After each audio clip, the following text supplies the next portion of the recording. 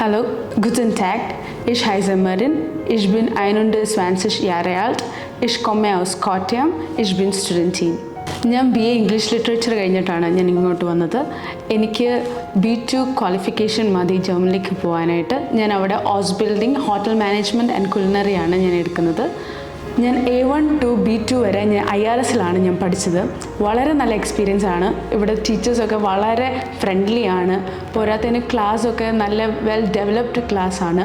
വളരെ ഒരു പിള്ളേർക്കൊക്കെ വളരെ കംഫർട്ടബിളായിട്ടിരുന്ന് പഠിക്കാൻ പറ്റിയ ഒരു ഏരിയയാണ്. സ്റ്റുഡൻസ് ആണെങ്കിലും ടീച്ചേഴ്സ് ആണെങ്കിലും വളരെ ഫ്രണ്ട്ലി ആണ്.